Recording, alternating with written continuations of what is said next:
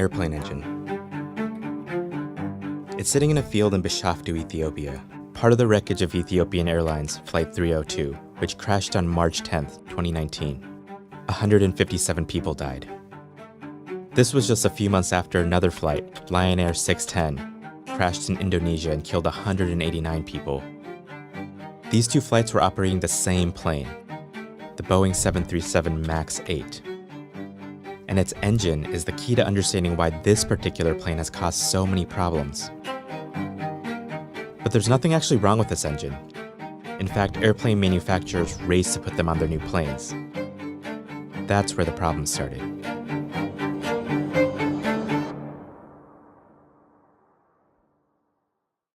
The two biggest airplane manufacturers in the world are Airbus and Boeing, and they have a fierce rivalry. If one of them can offer a better plane, the other could lose a lot of money. That's exactly what was about to happen in 2010. Airbus announced that they would update their most popular model, the A320, a single-aisle airplane that services many domestic flights. You've probably been on one.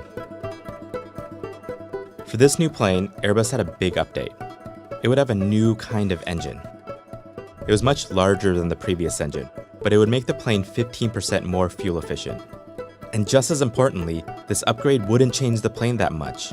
A pilot could walk into the new model with little additional training and be on their way.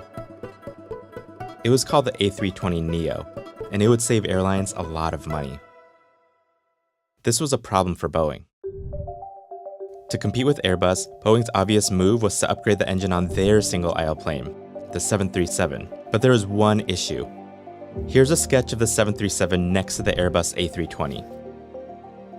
Notice how the 737 is lower to the ground than the A320. This meant Airbus could slide a new engine under the wing of their A320, but there wasn't enough room under the wing of the Boeing 737.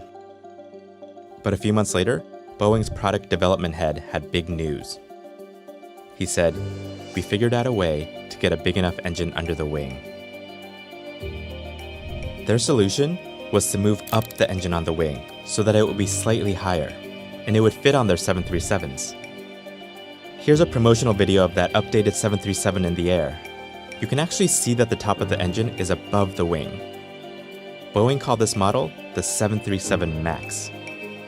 And just like Airbus with the A320, Boeing said that their new plane was so similar to its predecessor that pilots would only need minimal additional training.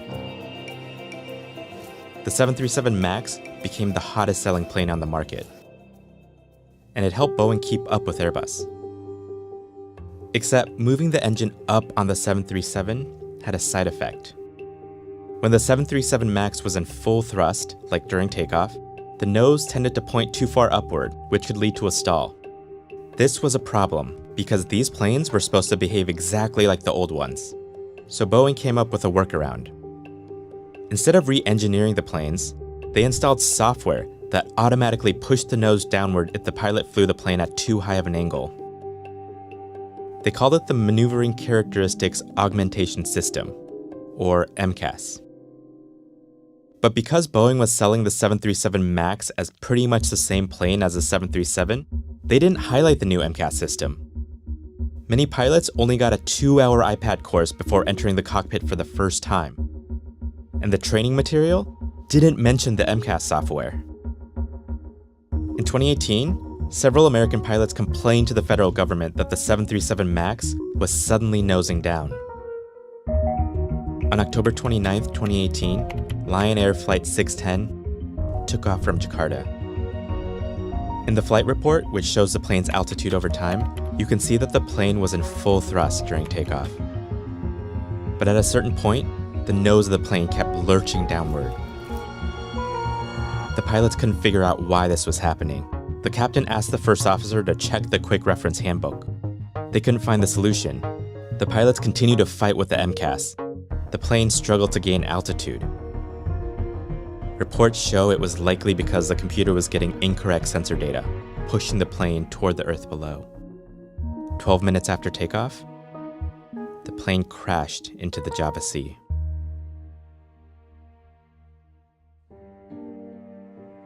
In the Ethiopia crash, the report shows that the pilots were actually able to disable the MCAS, but it was too late to overcome the malfunctioning MCAS sensors.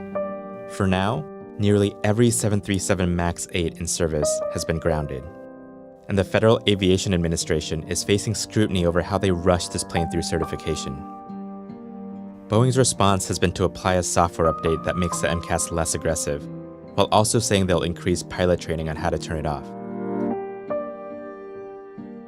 This problem started with the company's race to compete with its rival. It pushed them to pretend like their new plane behaved exactly like their old one, even when it didn't.